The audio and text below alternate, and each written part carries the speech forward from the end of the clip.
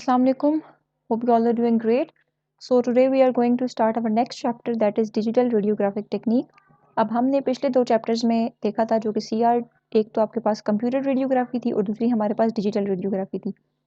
अब हमने पिछले 2 चैप्टर्स के अंदर देख लिया कि हमारे पास जो डिजिटल इमेज है वो किस तरह से आती है। सो 2 तरीके हैं, कंप्यूटर रेडियोग्राफी के जरिए भी आपके पास डिजिटल इमेज आएगी और डिजिटल रेडियोग्राफी के जरिए भी आपके पास डिजिटल इमेज आएगी।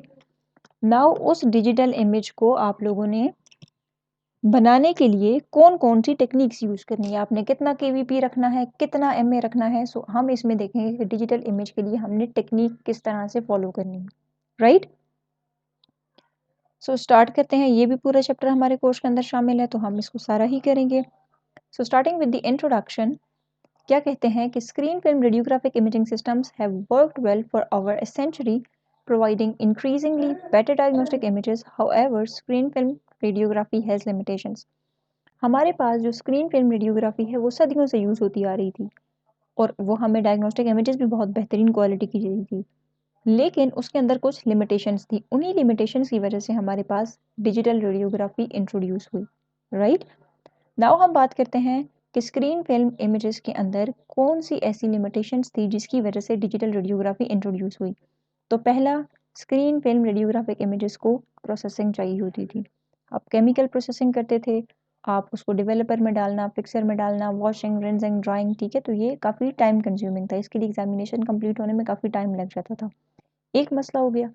दूसरा, जब आपके पास एक दफ़ा इमेज आ जाती थी तो आप उस इमेज के इंफॉर्मेशन के अंदर किसी किस्म की चेंजेस नहीं कर सकते थे। आपके पास एक हार्ड कॉपी आ गई, उसके बाद आप उसके अंदर किसी किस्म की चेंज नहीं कर सकते। देन कहते हैं कि आपके पास जब एग्जामिनेशन कंप्लीट हो जाता था तो इमेजेस आती थी हार्ड कॉपी फिल्म की फॉर्म में, ये जो डॉक्टर आपको देता होता था एक्सरेज, ठीक है, वो एक हार्ड कॉपी थी। अब उस हार्ड कॉपी को आप लोग कैटलॉग करते थे। कैटलॉग मतलब एक स्पेसिफिक अरेंजमेंट के अंदर, एक ऑर्गेनाइज्ड वे के अंदर आपको रखना पड़ता था, उसको ट्रांसपोर्ट करना पड़ता था और उसको स्टोर भी करना पड़ता था। क्यों? क्योंकि वो, हमने बात की थी, लाइट सेंसिटिव होती है, ठीक है, तो आपको उसको प्रॉपर स्टोरेज प्रोवाइड करनी पड़ती थी। Furthermore, such images can be viewed only in a single geographic location. तो ऑब्वियस सी बात है, जब वो हार्ड फिल्म है तो एट अ टाइम आप एक ही बंदे को जाके दिखा सकते हो, यानी कि एक ही रेडियोलॉजिस्ट को दिखा सकते हो फॉर इंटरप्रिटेशन। तो इसकी ये लिमिटेशंस थी। और जो सबसे इंपॉर्टेंट लिमिटेशन थी इसके अंदर वो थी जी नॉइस इनहेरेंट की। हमने बात की थी ना कि फिल्म के अंदर इनहेरेंट नॉइस होती है, तो उसकी वजह से, अब हमें पता ना नॉइस क्या करती है, हमेशा कंट्रास्ट ख़राब करती है। तो फिल्म्स के अंदर नॉइस की वजह से भी डिजिटल रेडियोग्राफी इंट्रोड्यूस हुई थी। Radiography uses a large area beam of X-rays. अब रेडियोग्राफी के अंदर हम क्या यूज़ करते थे, एक्सरेज का लार्ज बीम यूज़ करते थे। जितना ज़्यादा बीम लार्ज होगा उतनी ज़्यादा स्कैटरिंग होगी। एग्जाम्पल, अगर आप लोगों ने इतने से एरिया की रेडियोग्राफी करनी है तो आपको क्या ज़रूरत है इतना बड़ा बीम यूज़ करने की। आप कोलिमेटेड बीम भी तो यूज़ कर सकते हो ना, सिर्फ और सिर्फ इसी रीजन की रेडियोग्राफी करो, ठीक है। तो जब आप लोग बीम बड़ा यूज़ करते थे, एरिया बीम यूज़ करते थे, तो उसकी वजह से स्कैटरिंग होती थी, क्योंकि बीम है ना एक्सरेज का है, वो स्कैटर होती हैं। जब वो स्कैटर होते थे तो उसकी वजह से हमारे पास फील्ड साइज बढ़ जाता था। यानी कि अगर आप लोगों ने इस एरिया की इमेजिंग करनी है तो बजाय इसके कि वो रेडिएशन सिर्फ इस एरिया के ऊपर आकर पड़ती, वो इर्द गिर्द के एरिया को भी एक्सपोज कर रही हैं, ठीक है, जिसकी वजह से नॉइस बढ़ जाती थी और नॉइस की वजह से कंट्रास्ट रेजोल्यूशन डिग्रेड हो जाती थी, कंट्रास्ट कम हो जाता था। ठीक हो गया।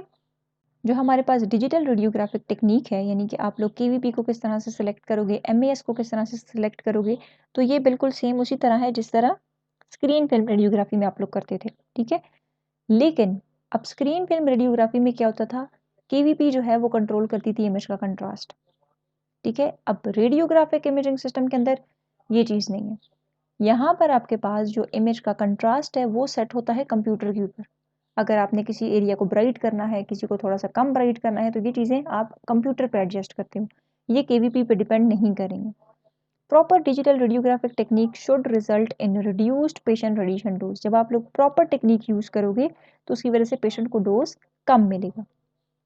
Medical images are obtain to help in the diagnosis of diseases और डिफेक्ट्स इन द एनाटमी। तो ऑब्वियस सी बात है, हम इमेजेस क्यों लेते हैं, ताकि किसी भी किस्म की स्ट्रक्चर है उसके अंदर कोई डिफेक्ट है, कोई एबनॉर्मेलिटी है, या आप लोगों ने डायग्नोज करना है डिजीजेस को, तो उसके लिए हम लोग इमेजेस लेते हैं। और हर इमेज के दो प्रिंसिपल कैरेक्टरिस्टिक्स होते हैं, एक उसकी स्पेशल रेजोल्यूशन और दूसरी उसकी कंट्रास्ट रेजोल्यूशन। और हमने पहले बहुत दफ़ा डिस्कस किया है कि स्पेशल रेजोल्यूशन क्या है, कंट्रास्ट रेजोल्यूशन क्या है, ठीक है। Additional image properties such as noise हो गई, आर्टिफैक्ट्स हो गई और आर्चिवल क्वालिटी हो गई, दे आर ऑल्सो नोटेड। लेकिन स्पेशल रेजोल्यूशन और कंट्रास्ट रेजोल्यूशन मोस्ट इंपॉर्टेंट है।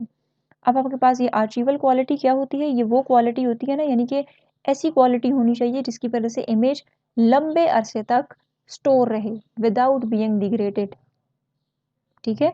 उसके अंदर किसी किस्म की उसकी क्वालिटी के अंदर कोई चेंजेस नहीं आनी चाहिए, उसके ब्राइटनेस के अंदर, उसके कंट्रास्ट के अंदर चेंजेस ना आए और लंबे अरसे तक आप उसको स्टोर कर सकते हो, that is called archival quality. ठीक हो गया।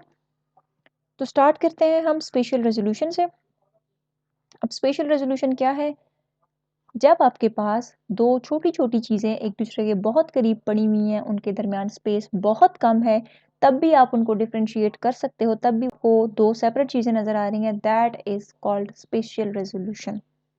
ठीक है, रेजोल्यूशन इन स्पेस, यानी कि आप स्पेस के अंदर कितनी डिफरेंस कर सकते हो, that is called spatial resolution. It is the ability of an imaging system to resolve and render on the image a small high contrast object. ठीक है, रेंडर मतलब किसी चीज को डिस्प्ले करना क्लियरली, ठीक है, और रिजॉल्व मतलब डिफ्रेंशिएट करना। ठीक है, अब हमारे पास कहते हैं कि जो स्पेशल रेजोल्यूशन है, कोई भी इमेजिंग सिस्टम है, वो आपको कितना डिफरेंस बता रहा है और कितना क्लियरली उसको डिस्प्ले करके बता रहा है, दैट इज स्पेशल रेजोल्यूशन। किसको? A small high contrast object. Small मतलब टाइनी, एक छोटा सा ऑब्जेक्ट, और वो ऑब्जेक्ट कैसा है? High contrast. हाई कंट्रास्ट मतलब वो ऑब्जेक्ट अपने बैकग्राउंड से बहुत डिफरेंट है। फॉर एग्जाम्पल ये पीछे बैकग्राउंड वाइट है ना, इसके ऊपर मैं दो डॉट्स लगाती हूँ और बहुत करीब लगाती हूँ, तो अगर आपकी आंखों की जो स्पेशल रेजोल्यूशन है वो अच्छी होगी तो आपको ये डॉट सेपरेट नजर आएंगे। Figure 17.1 shows black dots on diminishing size on a tan background। ठीक है, तो हम इसको भी देख लेते हैं। 17.1 को अगर आप देखो तो वहाँ पर आपको डॉट्स नज़र आ रहे हैं। अब यहाँ पर देखो बैकग्राउंड बहुत लाइट है और डॉट्स आपके पास डार्क हैं, तो आप डिफ्रेंशिएट कर सकते हो। ठीक है, ये बड़ा है, ये छोटा है, देन छोटे छोटे डॉट्स को आप लोग डिफ्रेंशिएट कर सकते हो। तो इसका मतलब है कि आपकी स्पेशल रेजोल्यूशन अच्छी है, कि आप स्मॉल से स्मॉल चीज़ को भी देख सकते हो। Black on white is high contrast. High contrast उसे कहते हैं कि जो डिफरेंट हो अपने बैकग्राउंड से। ठीक है, if the dots were shades of grey they would not exhibit high contrast. अगर ये ग्रे शेड था ना बैकग्राउंड, अब बैकग्राउंड ग्रे है या लाइट कलर के, तो ऊपर आप लाइट कलर की डॉट लगा दो तो वो आपको नजर नहीं आएंगे। ठीक है, अच्छा, the dots range in size scaled from 10 millimetre down to 50 micrometre, यानी कि 10 मिलीमीटर से 50 माइक्रोमीटर तक है। Most people can see objects as small as 200 micrometre. अब बहुत सारे लोग जो हैं वो 200 माइक्रोमीटर छोटी चीज इस लेवल तक देख सकते हैं। ठीक है, तो हम कहते हैं कि उनकी स्पेशल रेजोल्यूशन कितनी है? 200 माइक्रोमीटर है। अगर आपके पास ये डॉट्स हाई कंट्रास्ट के ना होते, यानी कि लाइट बैकग्राउंड के ऊपर डार्क डॉट्स ना होते, so the special resolution of the I would require larger dots. तो जाहिर सी बात है, वो सेम कलर के होते तो फिर आपको थोड़े बड़े डॉट्स चाहिए होते, आप छोटे छोटे डॉट्स को नहीं देख सकते थे। ठीक है, सो स्पेशल रेजोल्यूशन क्या है? It is the ability to render small objects on the image. छोटी छोटी चीजों को इमेज के ऊपर क्लियरली डिस्प्ले करना, दैट इज स्पेशल रेजोल्यूशन। ठीक हो गया। अब मेडिकल इमेजिंग के अंदर क्या कहते हैं कि जो हमारे पास स्पेशल रेजोल्यूशन है, it is described by the quantity spatial frequency. This is very very important. ठीक है, ये बात आप लोगों ने याद रखनी है कि जो हमारे पास स्पेशल फ्रीक्वेंसी है, it is related to spatial frequency. और स्पेशल फ्रीक्वेंसी को हम लोगों ने पिछले चैप्टर के अंदर भी बहुत डिटेल से डिस्कस किया था, लेकिन आगे हम इसको मजीद डिटेल से भी देखेंगे। सो स्टार्ट करते हैं स्पेशल फ्रीक्वेंसी से। स्पेशल फ्रीक्वेंसी हमारे पास क्या होती है? The fundamental concept of spatial frequency does not refer to size but to the line pair. Spatial resolution में हमने कहा था साइज, ठीक है, लेकिन यहाँ पर हम कह रहे हैं कि जो इम्पॉर्टेंट चीज है स्पेशल फ्रीक्वेंसी में, वो साइज नहीं है, बल्कि क्या है? लाइन पेयर है। और हमें पता है लाइन पेयर क्या होता है? ब्लैक एंड वाइट लाइन, यानी कि आपके पास एक ब्लैक लाइन होती है और एक वाइट लाइन होती है। ठीक हो गया, this is a line pair. One line pair consist of the line and an inter space of the same width as the line, यानी कि एक लाइन फिर उसके बाद स्पेस, फिर लाइन, फिर स्पेस। तो ये आपके पास एक और लाइन भी हम ड्रॉ कर लेते हैं। सो ये 2 लाइन पेयर्स हो गए, या फिर मैं इसको ऐसे ड्रॉ करूँ तो ये आपके पास एक डार्क लाइन हो गई, फिर एक लाइट लाइन, फिर एक डार्क लाइन, और फिर इसके बाद अगर मैं दोबारा एक लाइट लाइन बना दूं तो ये आपके पास कितने लाइन पेयर्स हो गए? 2 लाइन पेयर्स। लाइन्स 4 हैं, लेकिन लाइन पेयर्स की बात करें तो ये एक लाइन पेयर जोड़ा ना, और फिर ये एक लाइन पेयर। ठीक हो गया? 6 line pair patterns are shown with each line and each interspace representing the size of the dots in figure 17(1). तो ये आपके पास एक लाइन है, फिर स्पेस, फिर लाइन, फिर स्पेस। ठीक है, तो ये आपके पास एक लाइन पेयर है। एक लाइन पेयर के अंदर अगर आप लोग देखो तो जिस विड्थ की ये लाइन है उसी विड्थ के दरमियान में स्पेस भी छोड़ी हुई है। ठीक हो गया? तो इनको हम कहते हैं line pair. Special frequency is measured in line pair per millimetre. ठीक है, तो स्पेशल फ्रीक्वेंसी के लिए यूनिट याद रखनी है, लाइन पेयर पर मिलीमीटर। अब ये एमसीक्यूज आ सकता है, लाइन पेयर पर माइक्रोमीटर है, लाइन पेयर पर सेंटीमीटर है, तो line pair per millimetre is the unit of spatial frequency.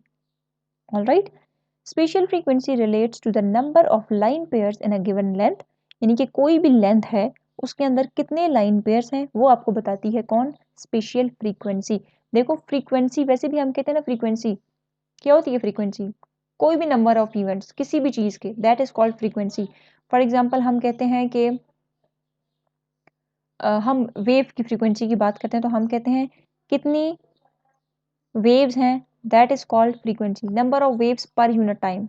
ठीक है, वो आपके पास वेव की फ्रीक्वेंसी होती है। अब यहाँ पर स्पेशियल फ्रीक्वेंसी है, इसका मतलब है कि कितने लाइन पेयर्स हैं, number of line pairs per millimetre, that is called spatial frequency.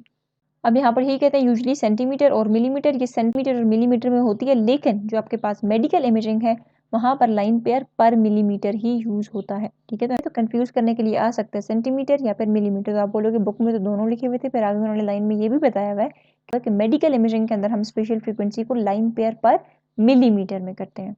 ठीक है, ये फिर आगे उन्होंने बताया फिगर 17(3) में हम लोगों ने देखा है 6 sets of line pairs.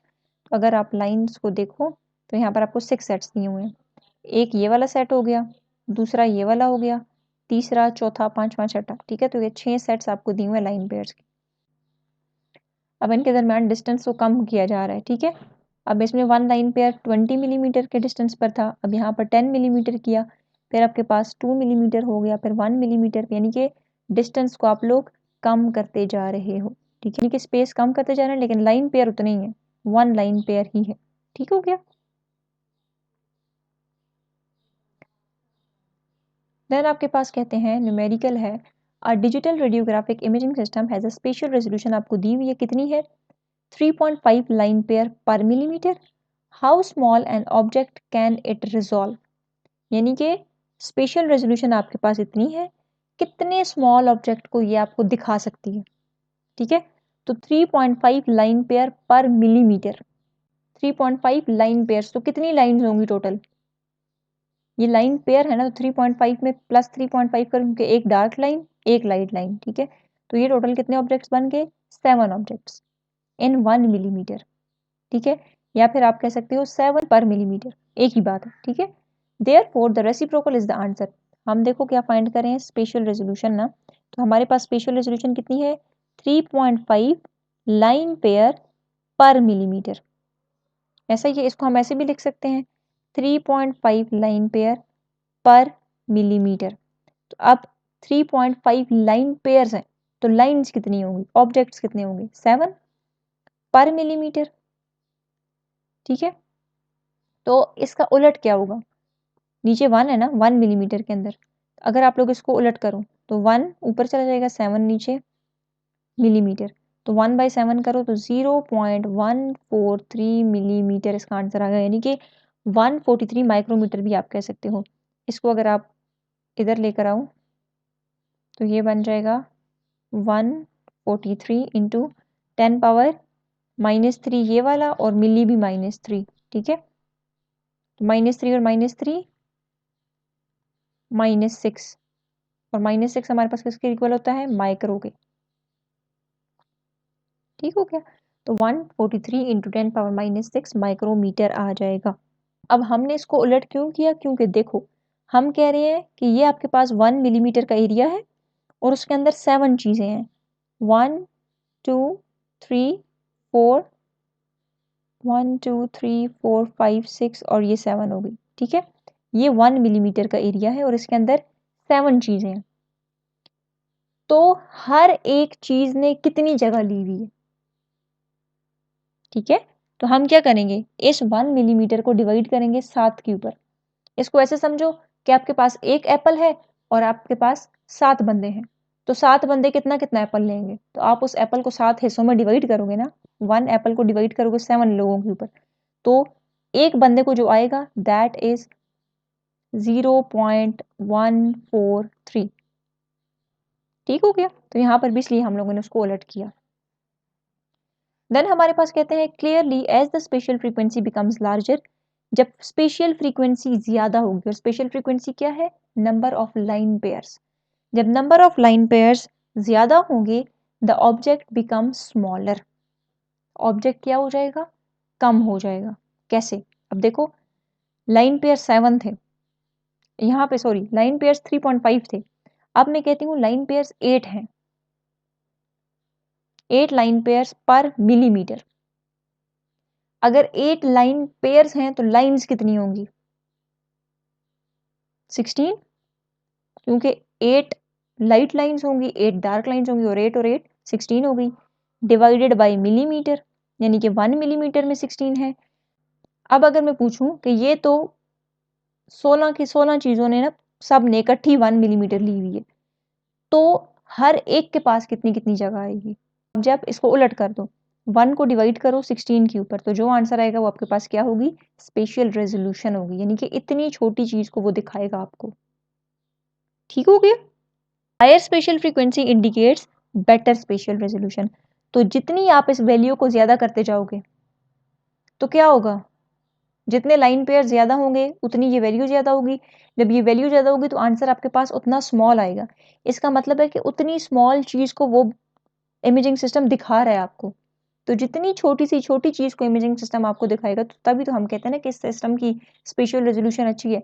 Again आपके पास क्वेश्चन है कि a screen film mammography imaging system operating in the magnification mode can image high contrast micro calcification as small as 50 micrometer. हमने साइज बता दी ऑब्जेक्ट का, कितना है 50 माइक्रोमीटर। ठीक है, what special frequency does this represent, अब आप लोगों ने स्पेशल फ्रीक्वेंसी फाइंड करनी है, यानी कि अब आप लोगों ने फाइंड करना है कि इसके अंदर कितने लाइन पेयर्स हैं। पहले आपको लाइन पेयर्स दिए हुए थे, आप लोगों ने ऑब्जेक्ट का साइज फाइंड करना था, अब आपको साइज दिए हुए लाइन पेयर फाइंड करने हैं, तो स्पेशल फ्रीक्वेंसी हमने फाइंड करनी है। स्पेशल फ्रीक्वेंसी क्या होती है, हमें क्या गिवन है, एक ऑब्जेक्ट यानी कि 50 माइक्रोमीटर एक ऑब्जेक्ट, लेकिन हमारे पास क्या है, हमने तो लाइन पेयर है ना, स्पेशल फ्रीक्वेंसी क्या होती है, लाइन पेयर। अब फॉर एग्जाम्पल आपके पास डार्क लाइन है या दरमियान में स्पेस है, उनमें से किसी एक की विड्थ उन्होंने बताई है, और हमें पता है कि हमारे पास लाइन पेयर क्या होता है, एक डार्क लाइन और दरमियान में स्पेस, और स्पेस भी उसी विड्थ की, तो जब इसकी विड्थ 50 है तो उसकी विड्थ भी 50 ही होगी, तो 50 + 50 100 माइक्रोमीटर, या फिर आप इसको 0.1 मिलीमीटर भी लिख सकते हो। 0.1 मिलीमीटर किस तरह से, कि अगर आप इसको राउंड ऑफ करो तो ये 0.1, देखो ये 100 है ना, 100 का पॉइंट पीछे लेकर आओ, 0.1 हो जाएगा इंटू 10 पावर 3, ऐसा ही है। और साथ आपके पास क्या था, माइक्रोमीटर, 0.1 इंटू 10 पावर 3, माइक्रो किसे कहते हैं, -6 को, मीटर, तो -6 में से 3 निकालो, कितना बच गया, 0.1 इंटू 10 पावर -3 मीटर, और -3 क्या होता है, मिली। ठीक है, तो 0.1 मिलीमीटर। ठीक हो गया, तो 100 को आप लोग 0.1 मिलीमीटर भी लिख सकते हो। अब ये आपके पास क्या है, ये एक लाइन पेयर है, यानी कि एक लाइन पेयर आपके पास कितना है, 0.1 मिलीमीटर की जगह ले रहा है। सही हो गया, हमने क्या फाइंड करना है, हमने देखना है what special frequency does this represent, तो स्पेशल फ्रीक्वेंसी का फॉर्मूला क्या होता है, special frequency is equal to 1 divided by width of line pair. ठीक है, तो 1 डिवाइडेड बाय एक लाइन पेयर की विड्थ कितनी आई हमारे पास, 0.1 मिलीमीटर, तो इसको जब आप लोग डिवाइड करोगे तो आपके पास क्या आ जाएगा, पॉइंट को अगर आप यहाँ से हटाओ तो 10, और 10 जो थर्ड फ्रैक्शन होती है वो कहाँ पर चली जाती है, 1 में। ठीक है, तो यहाँ पर 10 लाइन पेयर पर मिलीमीटर आपके पास आ जाएगा। अब एक तरफ आपको ऑब्जेक्ट का बताया हुआ है कि इतने माइक्रोमीटर है, इतने मिलीमीटर है, आप लाइन पेयर यानी कि स्पेशल फ्रीक्वेंसी फाइंड करो, और दूसरी तरफ आपको स्पेशल फ्रीक्वेंसी दी हुई थी, स्पेशल रेजोल्यूशन फाइंड करनी थी। ठीक है, तो ये आपको फाइंड करनी आनी चाहिए। The concept of spatial frequency is demonstrated in figure 17.4 by the dress of 3 entrepreneurs. The undertaker's plain black suit has a spatial frequency of 0. अगर आप इसके स्पेशल फ्रीक्वेंसी की बात करो तो कहते हैं इसकी स्पेशल फ्रीक्वेंसी 0 है। क्यों 0 है? किसी किस्म के लाइन पेयर्स आपको नजर आ रहे हैं? नहीं आ रहे, तो इसकी स्पेशल फ्रीक्वेंसी क्या है? 0 है। देन कहता है no change is seen from one part of the suit to another. जाहिर सी बात है किसी किस्म के लाइन पेयर्स नजर नहीं आ रहे, कोई चेंज नजर नहीं आ रहा, तो स्पेशल फ्रीक्वेंसी 0 है। The bankers pin strip suit has 0 vertical special frequency. अब इसकी स्पेशल फ्रीक्वेंसी वर्टिकली भी देखो और हॉरिजॉन्टली भी देखो। अगर आप लोग वर्टिकली देखो तो आपको कोई चेंज नजर आ रहा है? नहीं आ रहा, तो वर्टिकली इसकी स्पेशल फ्रीक्वेंसी 0 है। लेकिन आप हॉरिजॉन्टली बात करो तो हॉरिजॉन्टली जैसे जैसे आप आगे जाओ तो आप इन लाइंस में डिफरेंशिएट कर सकते हो ना। हॉरिजॉन्टली इसकी हाई स्पेशल रेजोल्यूशन है। अब अगर आप इस सेल्समैन पे आओ तो यहाँ पर स्पेशल फ्रीक्वेंसी देखी जाए तो वो हॉरिजॉन्टली भी ज्यादा है, यानी कि हॉरिजॉन्टली भी आपको लाइन पेयर्स नजर आ रहे हैं, और वर्टिकल अब हमारे पास हमने क्यों कहा कि इसकी 0 है, इसकी वर्टिकली 0 है और हॉरिजॉन्टली मैक्सिमम है, और इसकी हर डायरेक्शन में, क्योंकि देखो इसमें तो आपको किसी किस्म के लाइन पेयर्स नजर ही नहीं आ रहे ना। अब यहाँ पे देखो तो वर्टिकली लाइन पेयर्स हैं, वर्टिकली एक सिंगल लाइन ऊपर से नीचे तक आ रही है, तो ये लाइन पेयर तो ना हुई ना। लेकिन अगर हॉरिजॉन्टली देखो तो हॉरिजॉन्टली ये देखो, ये आपके पास डार्क लाइन है और ये दरम्यान में स्पेस, फिर डार्क लाइन, फिर स्पेस, तो हॉरिजॉन्टली इसकी स्पेशल फ्रीक्वेंसी है लेकिन वर्टिकली नहीं है। लेकिन अगर इसमें देखो तो इसमें हॉरिजॉन्टली भी है और वर्टिकली भी है। ठीक हो गया। अब हमारे पास जो एनाटॉमी है उसके अंदर भी स्पेशल फ्रीक्वेंसी होती है। ठीक हो गया। जो हमारे पास लार्ज सॉफ्ट टिश्यूज होते हैं सच एज लिवर हो गया, किडनीज हो गए, ब्रेन हो गया, they have low special frequency and therefore are easy to image. अब ये चीज़ याद रखनी है, इसका मतलब क्या है? बोन ट्रेबिक्यूलाई हो गए, जो ब्रेस्ट के अंदर माइक्रो कैल्सिफिकेशंस होती हैं, यानी कि जो आपके पास कैल्सिफिकेशन, कैल्शियम डिपॉजिट हो जाता है, and contrast filled vessels, they are high special frequency objects, therefore they are more difficult to image. इसका मतलब क्या है? अब हमारे पास यहाँ पर लिखा हुआ है कि कुछ लो स्पेशल फ्रीक्वेंसी स्ट्रक्चर्स होते हैं और कुछ हाई स्पेशल फ्रीक्वेंसी स्ट्रक्चर्स होते हैं। तो मैं इनको ज़रा यहाँ पर लिख भी लेती हूँ। एक तरफ हमारे पास लो फ्रीक्वेंसी वाले हैं और एक तरफ हमारे पास हाई फ्रीक्वेंसी वाले हैं। अब पहले मैं आपको इनके एग्जाम्पल से समझाती हूँ, फिर बाद में बताती हूँ ये है क्या। फॉर एग्जाम्पल आपके पास एक प्लेन वॉल है, ठीक है। एक तरफ आपके पास प्लेन वॉल है और दूसरी तरफ आपके पास है वो वॉल जिसके ऊपर प्लास्टर वगैरह नहीं हुआ। आपको ब्रिक्स नज़र आ रही हैं, ईंटों की दीवार है और आपको ईंटें नज़र आ रही हैं। अब मुझे बताओ कि इनमें से कौन सी दीवार की इमेज लेना इजी होगा,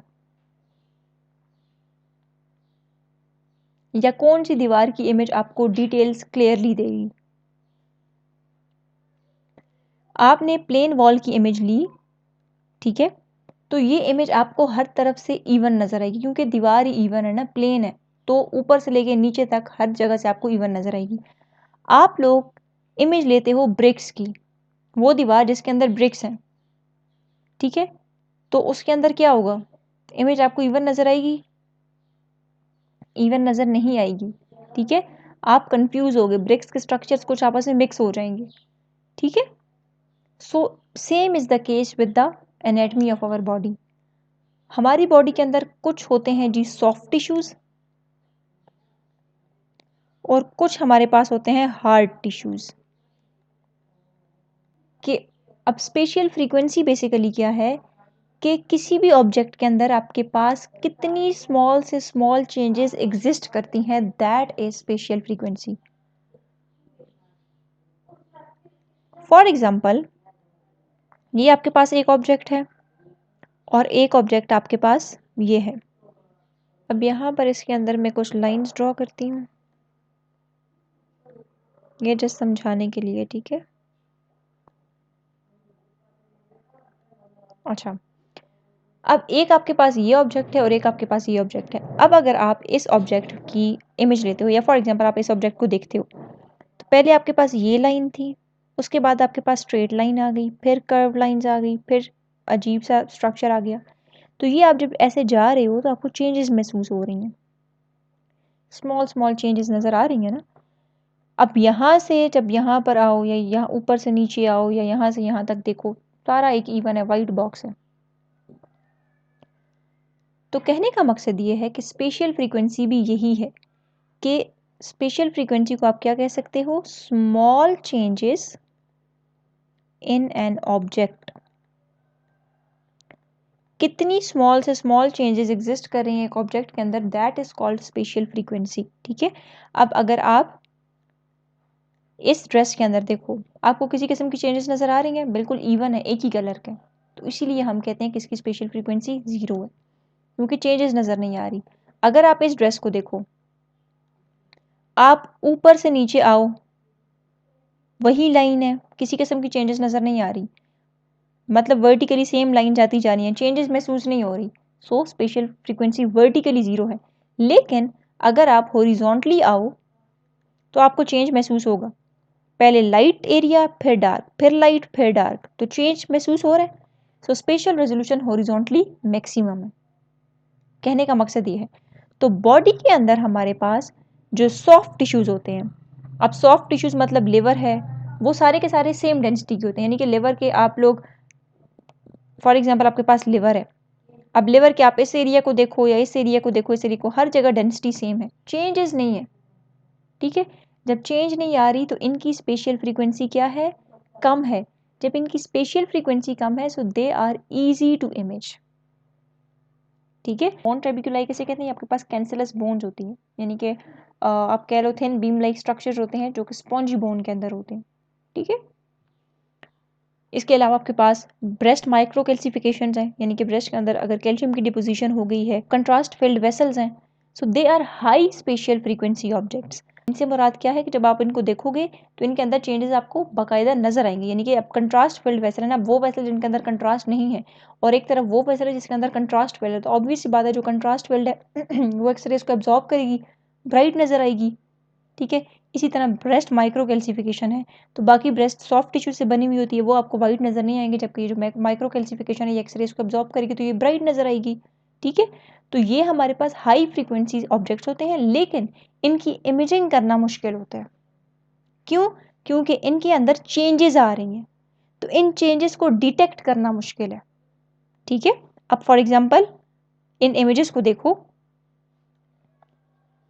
तो आप इन इमेजेस के अंदर, अब इस ड्रेस के अंदर किसी किस्म की चेंजेस नहीं है, तो आप इस ड्रेस की इमेजिंग इजीली कर सकते हो। अगर इसको देखो तो वर्टिकल लाइन, फॉर एग्जांपल मैं ऊपर से काउंट करना शुरू करती हूँ, वर्टिकली नीचे आकर फिर काउंट कर रही हूँ तो मैं कंफ्यूज होंगी। ठीक है, they are harder to count. लेकिन अगर मैं हॉरिजॉन्टली जाऊँ तो 1 2 3 मैं इजीली काउंट कर सकती हूँ। ठीक है, तो हॉरिजॉन्टली इसकी स्पेशियल रेजोल्यूशन मैक्सिमम है, वर्टिकली इसकी स्पेशियल रेजोल्यूशन 0 है, क्योंकि वर्टिकली मुझे किसी किस्म का चेंज फील नहीं हो रहा, हॉरिजॉन्टली मुझे चेंज फील हो रहा है। तो बॉडी के अंदर भी हमारे पास यही होता है कि जिन स्ट्रक्चर्स के अंदर आपको चेंज फील हो रहा है they are high spatial frequency objects, और वो स्ट्रक्चर्स जिनके अंदर आपको चेंज फील नहीं हो रहा they are low spatial frequency objects.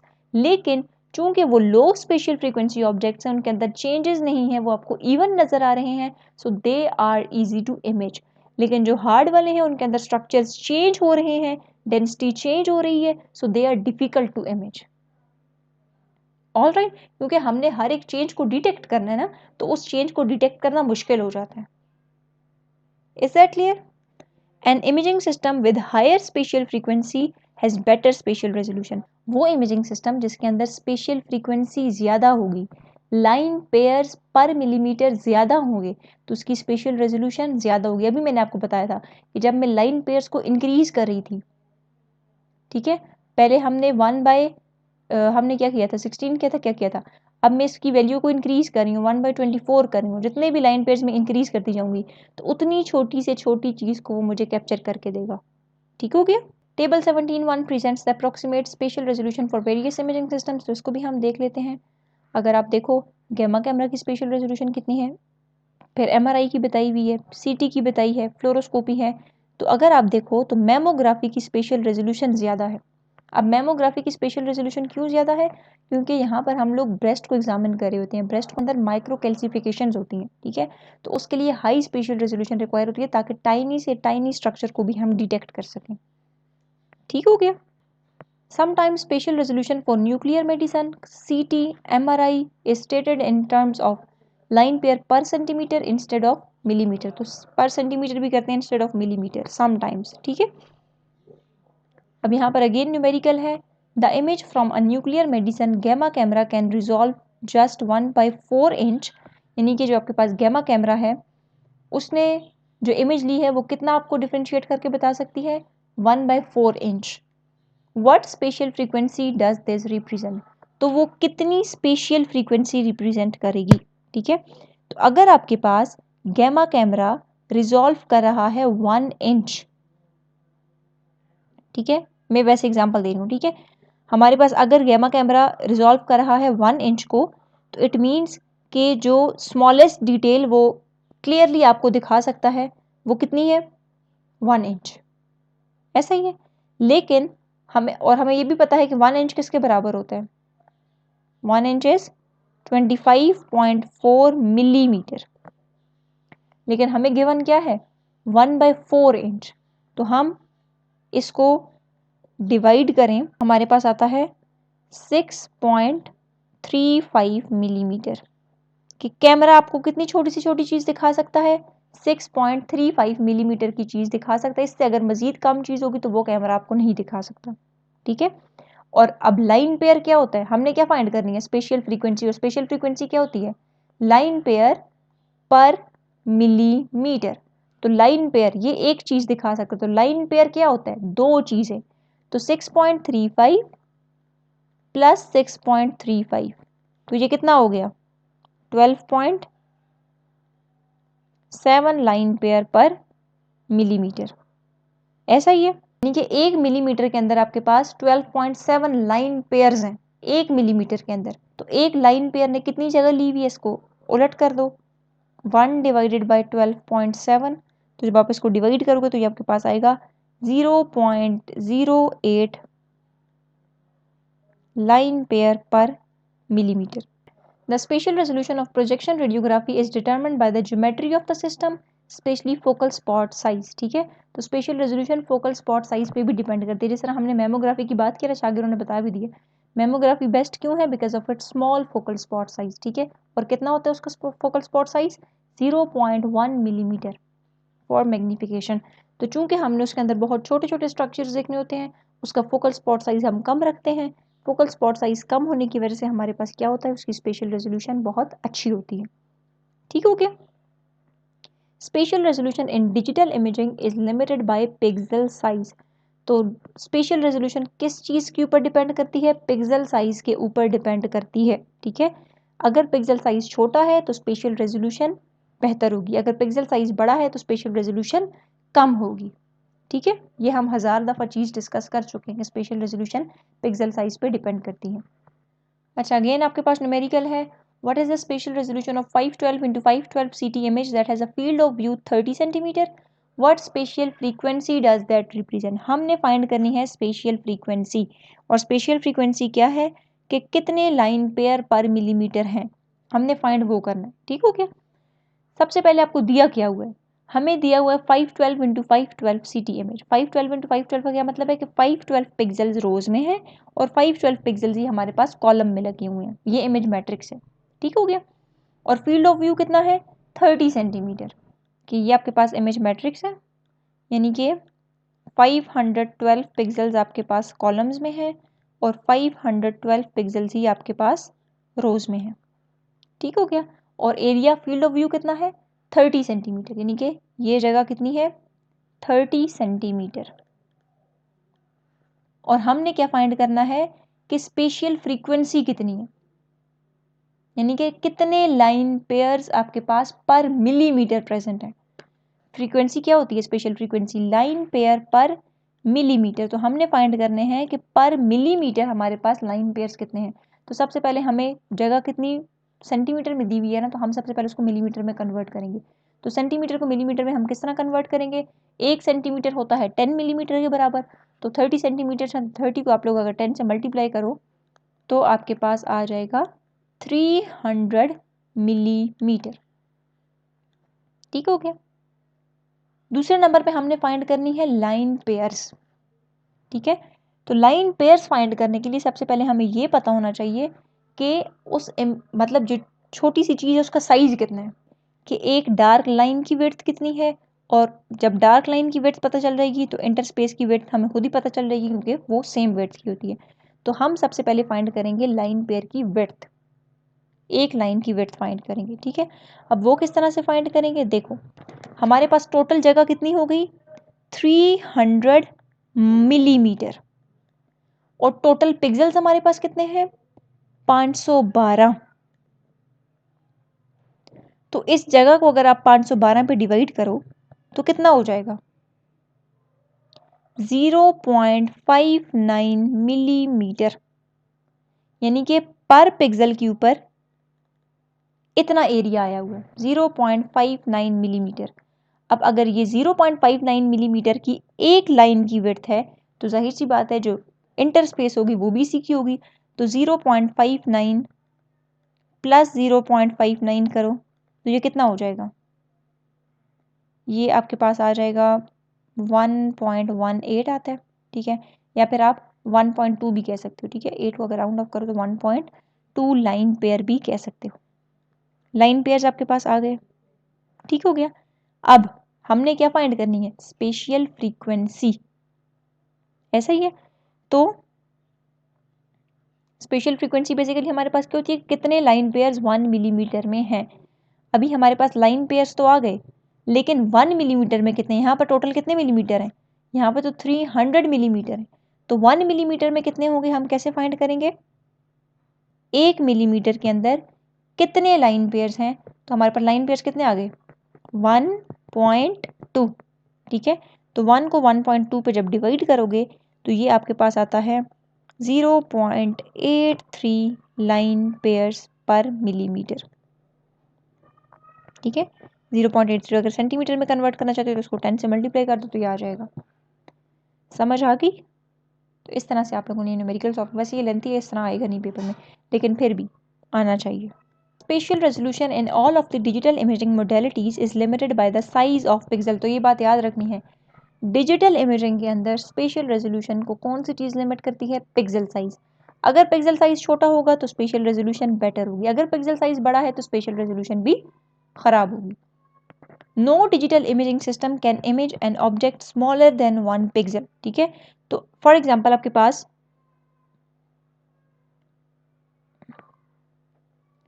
ये पिक्सल्स हैं, अब ये इतना सा पिक्सल है तो ये इतनी चीज को ही करेगा, अगर इससे छोटी चीज है तो वो इस पिक्सल, ये पिक्सल आपको नहीं दिखा सकता। ठीक है, तो फॉर एग्जांपल अगर मैं एक और मैट्रिक्स बनाती हूँ, उसके अंदर आपके पास अब ये बहुत क्लोज है। ठीक है, मैट्रिक्स, अब ये इतनी सी चीज आपको दिखाएगा, इससे छोटी चीज नहीं दिखा सकता। सो कहने का मकसद ये है कि पिक्सल साइज अपने साइज की इमेज ही आपको दिखाएगा, अपने साइज से छोटी इमेज नहीं दिखाएगा। ठीक हो गया। CT imaging system is limited to special resolution of, अच्छा अभी जो हमने न्यूमेरिकल किया था तो वो कह रहे हैं कि जो सीटी इमेजिंग सिस्टम था तो उसकी स्पेशल रेजोल्यूशन कितनी है, 0.5 लाइन मिलीमीटर कह सकते हो या फिर 0.83 लाइन पेयर पर मिलीमीटर कह सकते हो। ठीक हो गया। नेक्स्ट हमारे पास है मॉड्यूलेशन ट्रांसफर फंक्शन। नाम से ही जाहिर है, मॉड्यूलेशन मतलब चेंजेस, ठीक है, ट्रांसफर मतलब ट्रांसफर करना। तो ये इमेजिंग सिस्टम का वो फंक्शन है जिसमें वो आपके पास क्या करेगा, ट्रांसफर करेगा चेंजेस को। Modulation transfer function is a term borrowed from radio electronics that has been applied to the description of the ability of an imaging system to render objects of different sizes onto an image। कि कोई भी imaging system आपको different sizes के object को एक image के अंदर कितना क्लियरली बताता है, that is modulation transfer function. ठीक हो गया। सिंपल वर्ड्स के अंदर अगर मैं बात करूं तो आपके पास एक मशीन है, कोई भी मशीन है, वो वो एक्सरे वाली मशीन भी हो सकती है, वो सीटी भी हो सकता है, या कोई भी कैमरा है, तो वो आपको स्मॉल और लार्ज ऑब्जेक्ट्स को किस हद तक क्लियरली बताता है एक इमेज के अंदर। यानी कि एक इमेज है, उसके अंदर कुछ चीज़ें छोटी हैं, कुछ चीज़ें बड़ी हैं, अब वो छोटी चीज़ों को भी क्लियर करके दिखाए, बड़ी चीज़ों को भी क्लियर करके दिखाए, that is modulation transfer function. ठीक हो गया। Objects with high spatial frequency are more difficult to image than those with low spatial frequency. तो ये मैंने पहले आपको बता दिया कि जो हमारे पास लो स्पेशियल फ्रीक्वेंसी ऑब्जेक्ट्स होते हैं, मतलब उनके अंदर चेंजेस नहीं हो रही, डेंसिटी सेम है, तो वो हमारे पास क्या होते हैं, they are easy to image, क्योंकि डेंसिटी सेम है, किसी तरह की चेंजेस नहीं आ रही, तो उनकी इमेज करना ईजी है। लेकिन वो ऑब्जेक्ट जिनके अंदर चेंजेस आ रही हैं, जिनकी स्पेशियल फ्रीक्वेंसी हाई है, तो उनके अंदर चूंकि चेंजेस आ रही हैं, तो हर एक चेंज को डिटेक्ट करना है, तो उसकी इमेजिंग करना मुश्किल है। This is just another way of saying that small objects are harder to see. ठीक है, तो वही बात होगी कि छोटी सी छोटी चीज़ों को इमेज करना ज़रा मुश्किल होता है ना, तो इस तरह भी कह सकते हो, या फिर आप कह सकते हो कि जो हाई स्पेशियल फ्रीक्वेंसी ऑब्जेक्ट्स होते हैं they are difficult to object, और जो लो स्पेशियल फ्रीक्वेंसी ऑब्जेक्ट्स होते हैं they are easy to image. अब आप इसको इस तरह भी समझ सकते हो ना, जिनकी स्पेशियल फ्रीक्वेंसी ज़्यादा है, तो स्पेशियल फ्रीक्वेंसी किसे कहते हैं, लाइन पेयर पर मिलीमीटर, यानी कि उनके अंदर पर मिलीमीटर लाइन पेयर ज़्यादा है। जितने ज़्यादा लाइन पेयर्स, उसका मतलब है उतनी छोटी चीज़। ठीक है, तो जितने ज़्यादा लाइन पेयर्स होंगे उतनी छोटी चीज़ होगी, तो छोटी सी छोटी चीज़ को इमेज करना डिफिकल्ट है ना। लो स्पेशल रेजोल्यूशन मतलब लाइन पेयर्स कम है, जब लाइन पेयर्स कम है तो आप उस चीज़ की इजीली इमेज कर सकते हो ना। देन हमारे पास कहते हैं regardless of the size of the object is considered to be high contrast black on white for the purpose of MTF evaluation. कि आप लोग ऑब्जेक्ट के साइज को छोड़ दो, हम जब भी कभी MTF की एवेल्युएशन कर रहे होंगे, यानी कि MTF को मेजर करेंगे, तो हम एज्यूम करते हैं कि ऑब्जेक्ट क्या है, हाई कंट्रास्ट है। ठीक है, और हाई कंट्रास्ट कब होगा, जब ब्लैक ऑन वाइट, यानी कि आपके पास वाइट पेज है ना, इसके ऊपर अगर मैं ब्लैक डॉट लगा रही हूँ, उसका मतलब ये हाई कंट्रास्ट है, आपको क्लियरली डॉट नज़र आ रहा है। ठीक है, तो हम जब भी कभी MTF को मेजर करेंगे, हम यही एज्यूम करेंगे कि ऑब्जेक्ट कैसा है, हाई कंट्रास्ट का है, ऑब्जेक्ट अपने बैकग्राउंड से टोटली डिफरेंट है। ठीक हो गया, ये डिपेंड नहीं करता कि ऑब्जेक्ट छोटा है या बड़ा है, बस ये डिपेंड करता है कि वो डिफरेंट नज़र आ रहा है। ठीक हो गया। The ideal imaging system is one that produces an image that appears exactly as the object. तो जो आपके पास आइडियल सिस्टम होता है, ठीक है, वो सिस्टम होता है कि जिसके अंदर आपके पास इमेज बिल्कुल ऐसी ही नज़र आती है जैसे कि ऑब्जेक्ट हो। अब इमेज और ऑब्जेक्ट क्या है, फॉर एग्जाम्पल अगर मैंने अपनी हैंड की पिक्चर लेनी है, so my hand is an object, और जो पिक्चर में ले रही हूँ वो इमेज है। तो अगर आप अपनी किसी एनाटमी की या किसी भी स्ट्रक्चर की रेडियोग्राफी करवा रहे हैं, तो वो स्ट्रक्चर ऑब्जेक्ट है, और जो आपको एक इमेज मिली है वो इमेज है। ठीक है, such a system would have an MTF equal to 1। तो आइडियल सिस्टम की MTF कितनी होती है, 1 होती है। अच्छा जी, अब हम यहाँ पर कहते हैं ना कि हमारे पास जो सिस्टम होता है, such a system would have an MTF equal to 1, यानी कि जो आइडियल सिस्टम होता है उसके अंदर MTF 1 होती है। अब वो MTF 1 किस तरह से आती है, नीचे आप देखो पेंगुइन में क्या कहता है कि जो मॉड्यूलेशन ट्रांसफर फंक्शन है, it can be viewed as the ratio of image to object. इसका मतलब क्या है, image to object ratio means कि आपके पास इमेज डिवाइडेड बाय ऑब्जेक्ट। अब इमेज और ऑब्जेक्ट क्या है, ऑब्जेक्ट वो स्ट्रक्चर होता है जिसकी आप लोगों ने इमेजिंग करनी होती है। फॉर एग्जांपल आप लोगों ने हैंड की इमेजिंग करनी है, सो हैंड इज एन ऑब्जेक्ट, और जो आपको फिल्म के ऊपर पिक्चर नज़र आएगी आफ्टर एग्जामिनेशन, वो आपके पास होती है इमेज, या फिर डिजिटल सिस्टम्स के अंदर आपको सॉफ्ट फॉर्म में कंप्यूटर के ऊपर डिस्प्ले हुई नज़र आएगी, दैट इज इमेज। अब हम कहते हैं ना कि जो आपके पास आइडियल सिस्टम होता है उसके अंदर MTF 1 की इक्वल होती है। कैसे, फॉर एग्जाम्पल अगर आपके पास ऑब्जेक्ट है, मैं हैंड की डायमेंशन की बात करती हूँ, वो 50 है। ठीक है, और जो इमेज आई उस पर भी आपके पास 50 ही आया, तो 50-50 कैंसिल हो गया, कितना बन गया, 1। मतलब ये है कि जैसा ऑब्जेक्ट था वैसी की वैसी आपको इमेज मिली। तो आइडियल सिस्टम के अंदर ऐसा ही होता है ना, ये आइडियल सिस्टम है, यहाँ पर किसी किस्म की डिटेल लॉस्ट नहीं होती, जो चीज़ जैसी है वैसी ही आपको नजर आ रही है। ठीक है, तो ये है आइडियल सिस्टम के केस में, इसलिए हम कहते हैं कि 1 आया। जबकि रियल सिस्टम्स के अंदर हमारे पास क्या होता है, हमेशा कुछ ना कुछ डिटेल लॉस्ट हो जाती है, MTF हमेशा कम होगी। तो ये MCQs आ सकता है, आइडियल सिस्टम के अंदर MTF क्या होती है और रियल लाइफ के अंदर MTF क्या होता है। ठीक है, क्योंकि रियल जो इमेजिंग सिस्टम्स होते हैं वहाँ पर कुछ ना कुछ डिटेल लॉस्ट होती रहती है, इसलिए आपके पास MTF हमेशा 1 से कम होगी। ठीक हो गया? An ideal imaging system does not exist. The line pairs of figure 17.3 becomes more blurred with increasing spatial frequency. ठीक है, तो जब आप लोग स्पेशियल फ्रीक्वेंसी को इंक्रीज करोगे तो लाइन जो आपके पास नजर आ रहे हैं लाइन पेयर्स वो ब्लर हो जाएंगे। अगर आप 17.3 को देखो, where is 17.3? तो अब यहाँ पर अगर आप लोग देखो तो ये आपके पास लाइन पेयर्स थे, ठीक है। अब ये एक लाइन पेयर है। अब देखो आप डिस्टेंस कम करते जा रहे हो, यानी कि लाइन पेयर को बढ़ाते जा रहे हो और उनके दरमियान डिस्टेंस कम होता जा रहा है। तो ये क्या हो रहे हैं, देखो यहाँ पर आके आपको अब यहाँ पर लाइन पेयर्स नजर आ रहे हैं, यहाँ पर सिर्फ आपको एक लाइन नजर आ रही है, इसके दरमियान इंटरस्पेस नजर नहीं आ रही। ठीक है, तो ये आपके पास ब्लर होते जाते हैं। जितना लाइन पेयर ज्यादा होंगे उतनी आपके पास स्पेशल रेजोल्यूशन अच्छी होती है और स्पेशल फ्रीक्वेंसी भी अच्छी होती है, लेकिन आपके पास क्या होता है, आप फर्क नहीं कर सकते, ये ब्लर होते जा रहे हैं। क्यों? इनके दरमियान स्पेस कम होती जा रही है। ठीक है, the amount of blurring can be represented by the reduced amplitude of the representative frequency as shown in figure 17.5। तो अगर आप फिगर 17.5 को देखो तो यहाँ पर आपके पास भी यही बताया हुआ है कि जैसे जैसे आपके पास लाइन पेयर्स इंक्रीज होते जा रहे हैं तो आपको दरमियान में स्पेस कम होती जा रही है, वो आपको नजर नहीं आ रही है, यानी कि ब्लरिंग होती जा रही है। लेकिन अगर आप लोग यहाँ पर देखो तो इसी चीज को उन्होंने एम्पलीट्यूड के जरिए भी बताया है। और एम्पलीट्यूड क्या होता है? Amplitude is difference between black and white या difference between bright and dark. तो एम्पलीट्यूड आपको ब्राइट और डार्क में डिफरेंस बता रहा होता है। तो देखो यहाँ पर आपके पास डिफरेंस ऑब्वियस है, आपको डार्क चीज भी नजर आ रही है, आपको लाइट चीज भी नजर आ रही है, सो इसका एम्पलीट्यूड ज्यादा है। अब यहाँ पर देखो तो एम्पलीट्यूड कम होता जा रहा है। अब अगर हम यहाँ पर देखें तो ये देखो इसका एम्पलीट्यूड बिल्कुल कम है। क्यों कम है? क्योंकि आप यहाँ पर डिफरेंट नहीं कर सकते हो कि व्हाइट एरिया कौन सा है, ब्लैक एरिया कौन सा है। ठीक हो गया?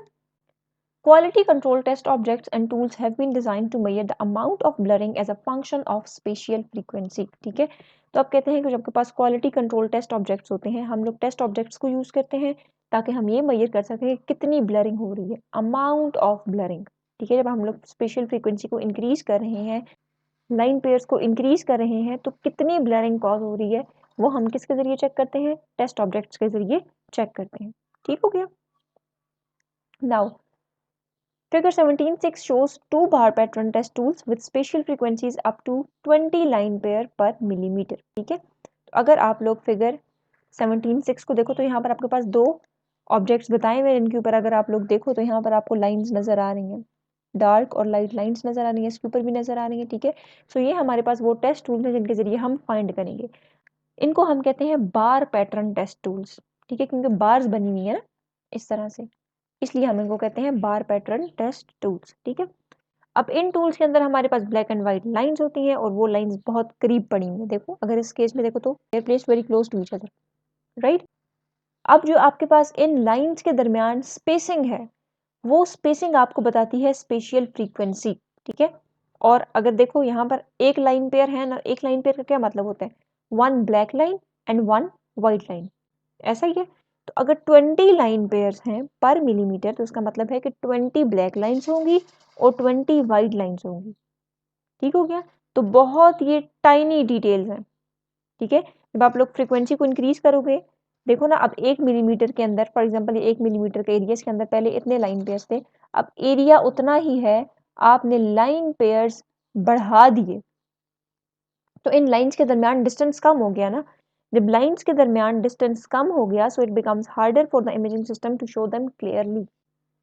ठीक है, तो इमेजिंग सिस्टम इनको अच्छे से नहीं दिखा सकेगा। ये जो बार पैटर्न टेस्ट टूल्स हैं इनके साथ हम यूज करते हैं माइक्रो डेंसिटोमीटर।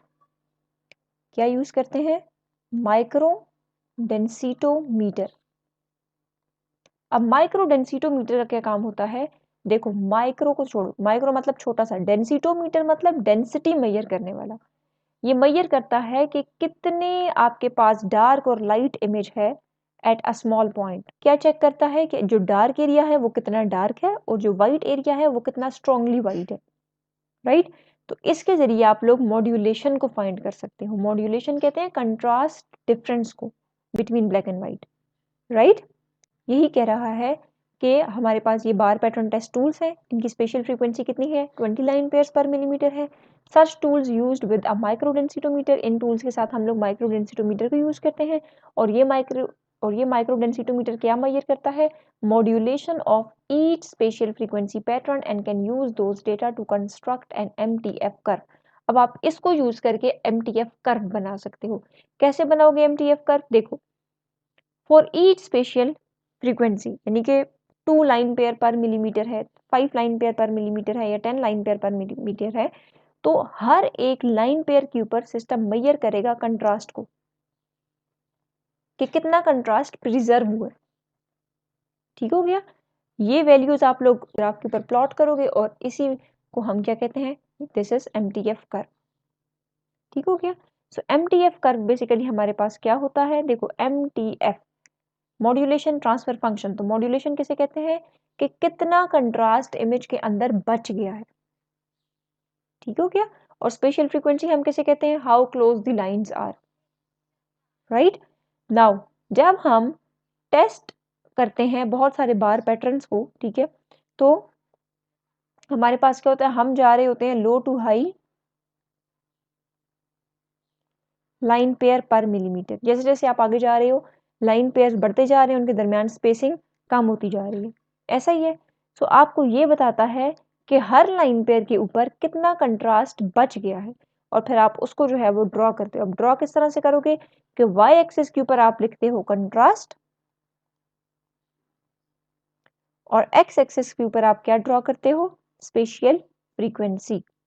तो ये भी MCQ आ सकता है, MTF कर्व किस किस के दरमियान होता है, और वर्टिकली हम किसको रखते हैं, हॉरिजॉन्टली हम किसको रखते हैं।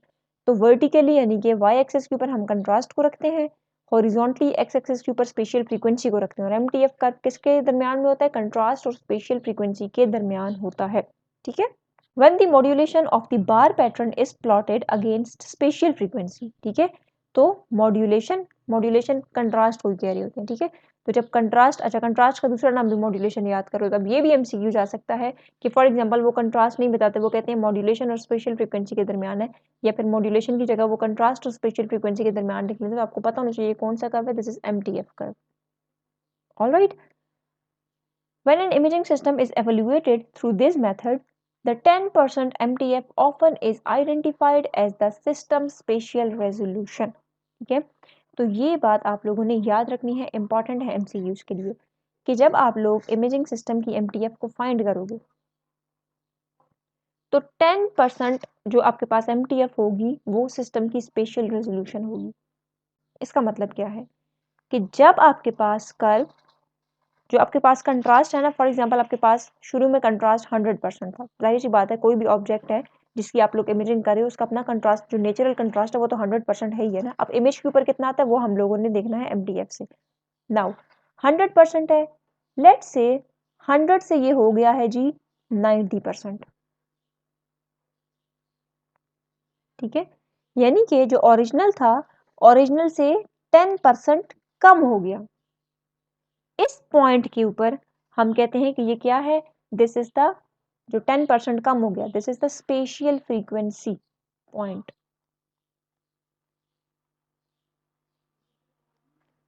ठीक हो गया, and this value is called 10% MTF। ठीक हो गया। Now the question is why 10% MTF called system spatial resolution. हम सिर्फ 10% को क्यों कहते हैं, हम किसी और को भी तो कह सकते हैं ना। 10% के ऊपर इसलिए करते हैं बिकॉज अभी सिर्फ 10% कंट्रास्ट लॉस्ट हुआ, यानी कि 100% था, 100 में से सिर्फ 10% लॉस्ट हुआ है। The image still has just enough contrast to see the details. ठीक है, इसलिए हम कहते हैं कि ये सिस्टम की स्पेशियल रेजोल्यूशन है। So the summary is that कि वो पॉइंट जहां पर आपके पास कंट्रास्ट 10% कम हो जाता है, उस पॉइंट को हम कहते हैं कि ये सिस्टम की स्पेशियल रेजोल्यूशन है। और ये पॉइंट हमें ये बता रहा होता है कि इमेजिंग सिस्टम की बेशक जो आपके पास कंट्रास्ट है वो 10% कम हो गया है, लेकिन स्टिल इस पॉइंट पर भी इमेजिंग सिस्टम आपको डिटेल्स क्लियरली बता सकता है। 10 से कम हो गई फिर इमेजिंग सिस्टम आपको डिटेल्स क्लियरली नहीं बताएगा। ठीक है, ब्लरिंग होना शुरू हो जाएगी। तो यहाँ पर यही कहते हैं, imaging system spatial resolution is spatial frequency at 10% MTF। तो जब आप लोगों के पास 10% कंट्रास्ट कम हो जाएगा उस पॉइंट पे हम कहेंगे कि ये क्या है, सिस्टम की स्पेशियल रेजोल्यूशन है। MTF curve in figure 17.7 is representative of screen film radiography। अगर आप 17.7 को देखो, अब अगर आप लोग इस कर्व को देखो तो ये आपको स्क्रीन फिल्म रेडियोग्राफी के लिए बता रहा है, ठीक है। एट लो स्पेशियल फ्रीक्वेंसीज, यानी कि जब स्पेशियल फ्रीक्वेंसीज कम है।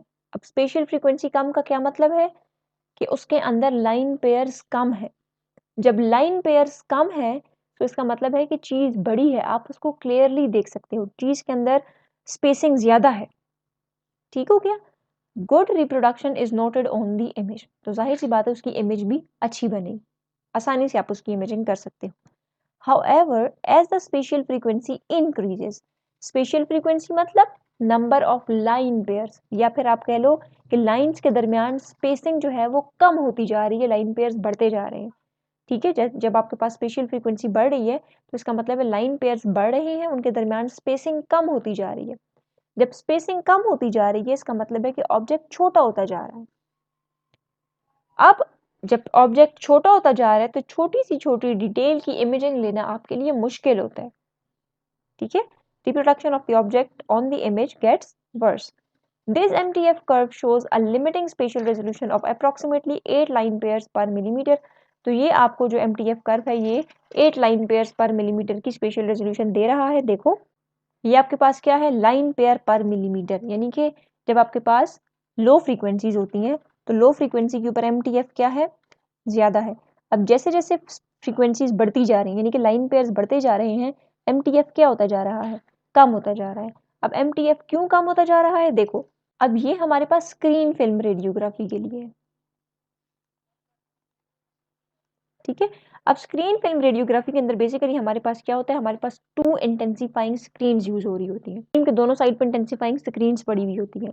और ये स्क्रीन्स क्या करती हैं, इंटेंसिफाइंग स्क्रीन का क्या काम होता है, आने वाली एक्सरेज को वो कन्वर्ट करती है लाइट के अंदर, ऐसा ही है। हमारे पास इंटेंसिफाइंग स्क्रीन से क्या काम होता है, लाइट प्रोड्यूस करना। अब फिल्म के दोनों साइड में इंटेंसिफाइंग स्क्रीन है तो दोनों इंटेंसिफाइंग स्क्रीन से लाइट प्रोड्यूस होगी, यानी कि ज्यादा लाइट प्रोड्यूस होगी। अब जब ज्यादा लाइट प्रोड्यूस होगी तो वो लाइट आगे कहाँ पर जाती है, फिल्म के ऊपर जाती है ना, तो फिल्म ज्यादा एक्सपोज होगी लाइट से। यानी कि जो आपके पास लार्ज ऑब्जेक्ट्स हैं, वो ऑब्जेक्ट जिनकी स्पेशियल फ्रीक्वेंसी कम होती है, they should appear with strong contrast and little blur.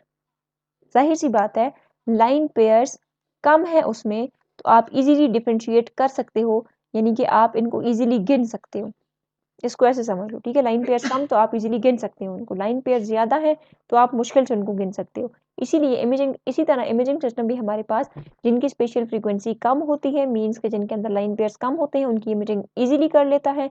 और वो चीजें जिनके अंदर लाइन पेयर ज्यादा होती हैं यानी कि स्पेशल फ्रीक्वेंसी ज्यादा होती है, उसकी इमेजिंग करना मुश्किल हो जाता है। तो ये स्क्रीन फिल्म रेडियोग्राफी के केस में भी यही है कि जब आपके पास लो फ्रीक्वेंसी वाले होंगे तो हमारे पास लो फ्रीक्वेंसी का क्या मतलब है, लाइन पेयर्स कम है, लार्ज ऑब्जेक्ट है। जब लार्ज ऑब्जेक्ट है तो हमारे पास क्या होगा, इसका कंट्रास्ट भी ज्यादा होगा। अब क्या कहते हैं, at low spatial frequencies the contrast of the object is preserve, यानी कि जब आपके पास स्पेशियल फ्रीक्वेंसी कम होगी तो अगेन स्पेशियल फ्रीक्वेंसी कम होने का मतलब है लाइन पेयर्स कम है। ये आपके पास 1 मिलीमीटर है और इसके अंदर लाइन पेयर्स कम है। जब लाइन पेयर्स कम है तो इजीली आप लोग डिफरेंशिएट कर सकते हो कि डार्क लाइन कौन सी है, व्हाइट लाइन कौन सी है। तो जब डिफरेंशिएट कर सकते हो तो इसका मतलब है, डिफरेंशिएट करने को तो कंट्रास्ट कहते हैं ना, तो कंट्रास्ट उसका प्रिजर्व्ड है, ठीक है। यानी कि कंट्रास्ट अभी उसमें है, आप लोग डिफरेंशिएट कर सकते हो। But at higher spatial frequencies, जब आप लोग इसमें लाइन पेयर, एरिया वही है, आप लाइन पेयर्स बढ़ाते जा रहे हो, the lines become very close together. अब आप लोग इनके अंदर ब्लैक और व्हाइट एरियाज के अंदर डिफरेंशिएट नहीं कर पा रहे हो, इसका मतलब है कंट्रास्ट नहीं है। जब डिफरेंशिएट नहीं कर सकते तो इसका मतलब है कंट्रास्ट इज लॉस्ट। अब यहाँ पर कर सकते होगे, आप लोग बोलोगे हम तो कर सकते हैं। This limits the spatial resolution of the imaging system, तो इसी की वजह से हमारे पास स्पेशियल रेजोल्यूशन भी इमेजिंग सिस्टम की खराब हो जाती है, ठीक है। Inspect figure 17.8 in which a radiographic screen film imaging system is compared with a mammographic screen film system। तो 17.8 को अगर आप देखो तो यहाँ पर आपके पास ये स्क्रीन फिल्म रेडियोग्राफी के लिए है और ये मैमोग्राफी के लिए है। तो स्क्रीन फिल्म रेडियोग्राफी के केस में हमारे पास क्या है, लो स्पेशियल फ्रीक्वेंसीज के ऊपर मॉड्यूलेशन ट्रांसफर फंक्शन ज़्यादा है। जैसे जैसे स्पेशियल फ्रीक्वेंसी बढ़ती जा रही है, यानी कि लाइन पेयर्स बढ़ते जा रहे हैं, वैसे वैसे उसका कंट्रास्ट कम होता जा रहा है। लेकिन मैमोग्राफी के केस में अगर आप लोग देखो तो मैमोग्राफी के केस में तकरीबन 15 लाइन पेयर्स के ऊपर आकर तब जाके कंट्रास्ट कम होता है उसका। अब यहाँ पर यही कह रहे हैं कि जो हमारे पास स्क्रीन फिल्म मैमोग्राफी है, इस मैमोग्राफी को देखो तो इसका मॉड्यूलेशन ट्रांसफर फंक्शन ज्यादा है as compared to screen film radiography. ये स्क्रीन फिल्म रेडियोग्राफी के लिए है ना। तो मैमोग्राफी का देखो, अब for example screen film radiography का 5 लाइन पेयर्स के ऊपर कितना है, इतना कंट्रास्ट है कि हमारे पास मैमोग्राफी का 5 लाइन पेयर के ऊपर ही इतना कंट्रास्ट है। इसका मतलब है कि मैमोग्राफी का कंट्रास्ट ज्यादा बेटर है। So why mammography performs better, क्योंकि मैमोग्राफी के अंदर आपके पास क्या यूज हो रहा होता है, लो केवीपी यूज हो रही होती है एक चीज, और दूसरा मैमोग्राफी के अंदर हम टिश्यू की कंप्रेशन करते हैं। एक लो केवीपी और दूसरा ब्रेस्ट कंप्रेशन, ठीक है। अब लो केवीपी की वजह से हमारे पास क्या होता है, लो केवीपी मतलब लो एनर्जी एक्सरेज। जब लो एनर्जी एक्सरेज होंगी तो हमारे पास टिश्यूज एक्सरेज को एब्जॉर्ब करेंगे, जब एब्जॉर्ब करेंगे तभी तो कोई चीज आपको ब्राइट नजर आएगी ना, इसलिए कंट्रास्ट बढ़ जाता है। दूसरा हमारे पास ब्रेस्ट की कंप्रेशन करते हैं, जब ब्रेस्ट को आप कंप्रेस्ड करोगे तो कंप्रेशन की वजह से टिश्यू की थिकनेस कम हो जाएगी, स्कैटरिंग कम होगी, क्योंकि हमें पता है कि जितना ज़्यादा टिश्यू थिक होगा उतनी ज़्यादा उसके अंदर स्कैटरिंग होगी। तो जब आप टिश्यू को कंप्रेस कर दोगे उसकी थिकनेस कम हो जाएगी तो उसमें स्कैटरिंग भी कम होगी। जब स्कैटरिंग कम होगी तो हमें पता है स्कैटरिंग की वजह से क्या होती है, कंट्रास्ट खराब होता है। तो जब स्कैटरिंग कम हो जाएगी तो इसका मतलब है कंट्रास्ट बेटर होगा। ठीक हो गया। इसलिए हमारे पास मैमोग्राफी का मॉड्यूलेशन ट्रांसफर फंक्शन ज्यादा है as compared to screen film radiography. हालांकि होना तो ऐसे रही था, क्योंकि स्क्रीन फिल्म रेडियोग्राफी के अंदर हमारे पास 2 इंटेंसिफाइंग स्क्रीन यूज हो रही होती हैं, ज्यादा लाइट बन रही होती है, तो उसका कंट्रास्ट ज्यादा अच्छा होना चाहिए था एज कम्पेयर टू मैमोग्राफी। लेकिन एक्चुअल में मैमोग्राफी का कंट्रास्ट ज्यादा बेटर होता है बिकॉज ऑफ दीज 2 रीजंस। अब हम देखते हैं नेक्स्ट क्या कहता है। At low spatial frequencies the MTF for radiography should be higher than that of mammography because 2 screens are used. तो वही बात हो गई, तो कि होना तो ये चाहिए था कि लो फ्रीक्वेंसीज के ऊपर, यहाँ पर ये लो फ्रीक्वेंसी रीजन है ना, यहाँ पर होना ये चाहिए था कि आपके पास जो स्क्रीन फिल्म वाला है इसका कंट्रास्ट ज्यादा होना चाहिए था एज कम्पेयर टू मैमोग्राफी, क्योंकि यहाँ पर हम 2 स्क्रीन यूज कर रहे होते हैं। लेकिन असल में क्या होता है, मैमोग्राफी का कंट्रास्ट ज्यादा होता है। The use of 2 screens amplify the contrast of large objects with little blur.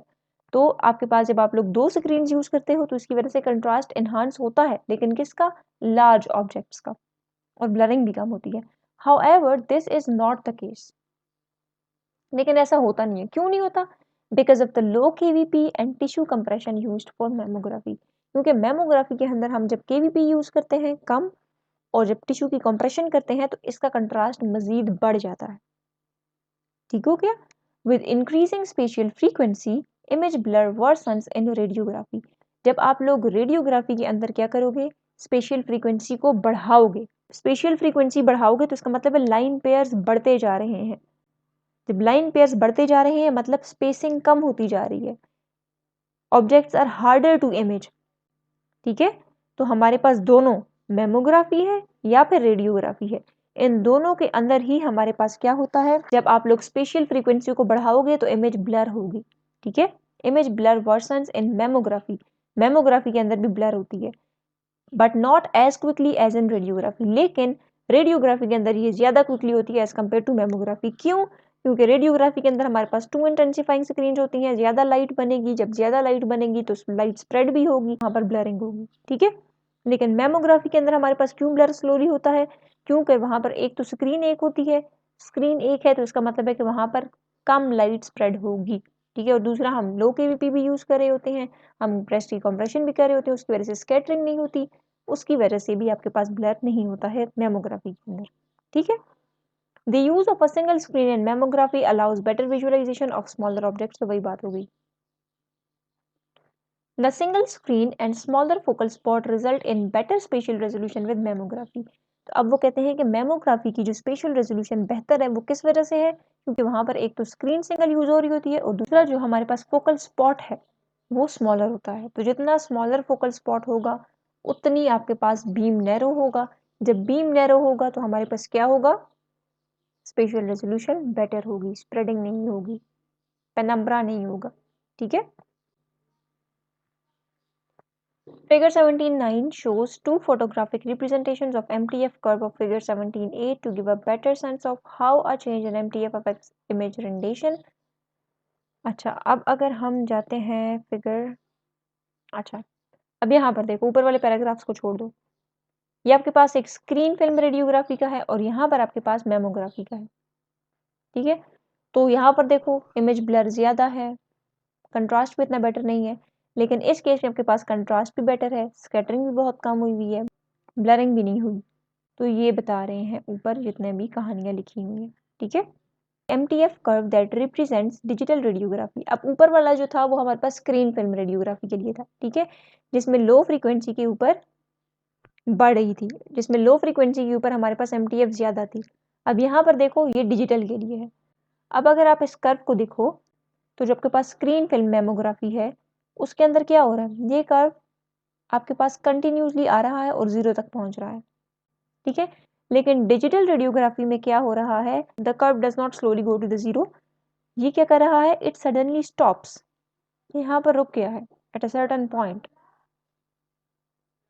इस पॉइंट को हम कहते हैं cut off spatial frequency.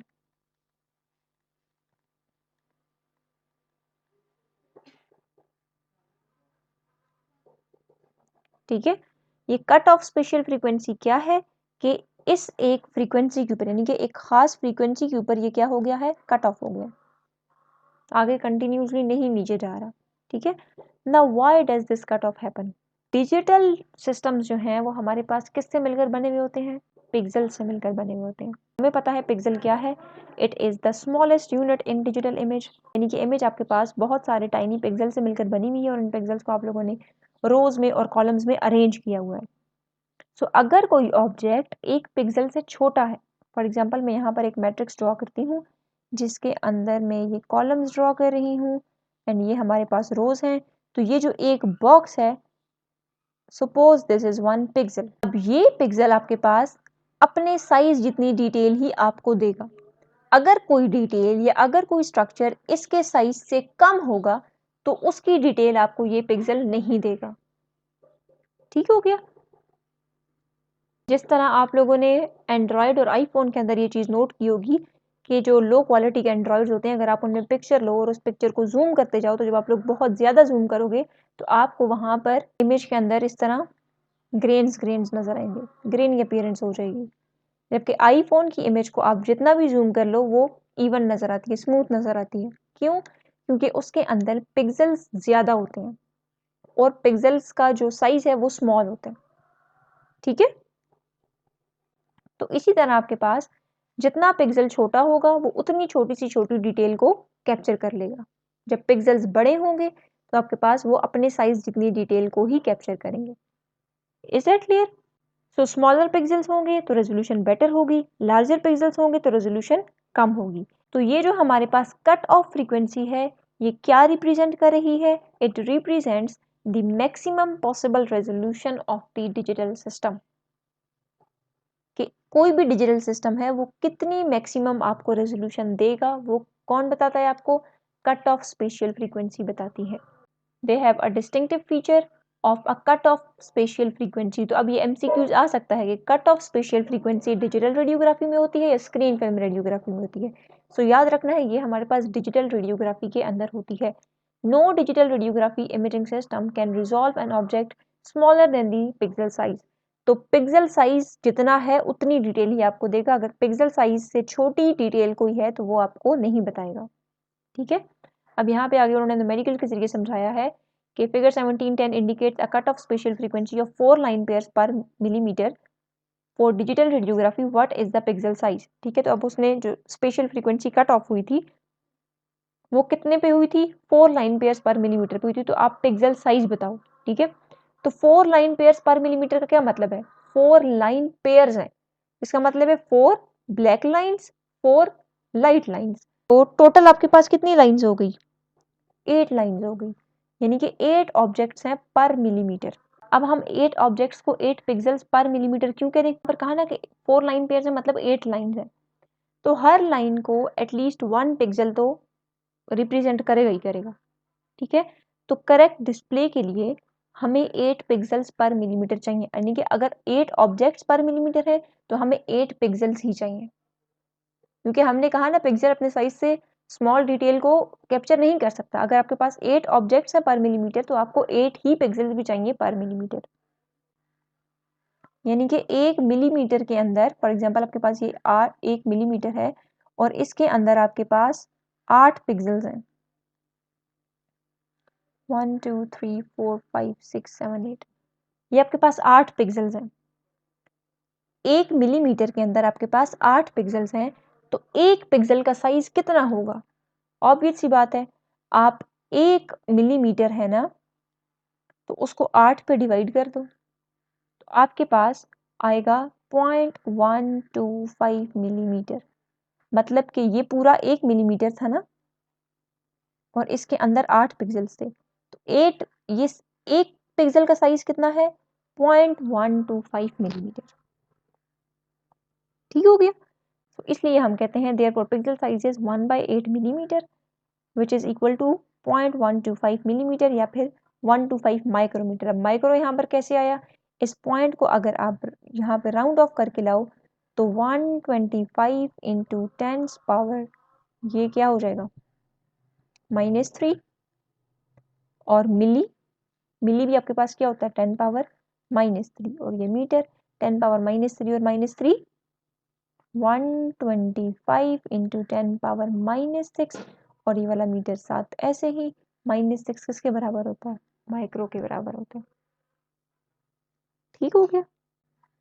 Note that digital radiography has higher MTF at low spatial frequencies. This is principally because of the expanded dynamic range of digital radiography and its higher detective quantum efficiency. तो हमारे पास लो spatial frequency के ऊपर, यानी कि जहाँ पर कम line pairs हैं, वहाँ पर मॉड्यूलेशन ट्रांसफर फंक्शन ज़्यादा क्यों है, कंट्रास्ट ज़्यादा क्यों है? क्योंकि लो स्पेशियल फ्रीक्वेंसी मतलब कम लाइन पेयर्स। जब लाइन पेयर्स कम है so you can easily differentiate between dark line and light line, so आपके पास कंट्रास्ट ज़्यादा होगा। और डिजिटल रेडियोग्राफी में तो आपके पास डायनामिक रेंज भी ज़्यादा होती है और आपके पास डिटेक्टिव क्वांटम एफिशिएंसी भी ज़्यादा होती है। अब डायनामिक रेंज क्या है? कि how well a system can show both very dark areas and very bright areas, right. तो जितनी ज़्यादा वाइड रेंज होगी इसका मतलब है कि ये आपके पास ब्राइटनेस के बहुत ज़्यादा लेवल्स को आपको बता सकते हैं। और दूसरा आपके पास क्या है? Higher detective quantum efficiency. तो डिटेक्टिव क्वांटम एफिशिएंसी का ये मतलब है that how efficiently a system uses incoming X rays. आपके पास जो एक्सरेज आ रही हैं उनको सिस्टम कितनी एफिशिएंसी से यूज कर रहा है, that is detective quantum efficiency. तो जितनी डिटेक्टिव क्वांटम एफिशिएंसी ज़्यादा होगी इसका मतलब है सिस्टम उतनी ज़्यादा एक्सरेज को कैप्चर कर रहा है। तो ये था हमारे पास सारा स्पेशियल रेजोल्यूशन। अब स्पेशियल रेजोल्यूशन हमने बात की थी क्या था? कि दो ऑब्जेक्ट जब वो करीब पड़े हुए हैं तो आप उनमें कितना डिफरेंस कर सकते हो, दैट इज स्पेशियल रेजोल्यूशन। वो आपको सेपरेट नजर आ रहे हैं, इसका मतलब है कि आपकी स्पेशियल रेजोल्यूशन अच्छी है, ठीक हो गया।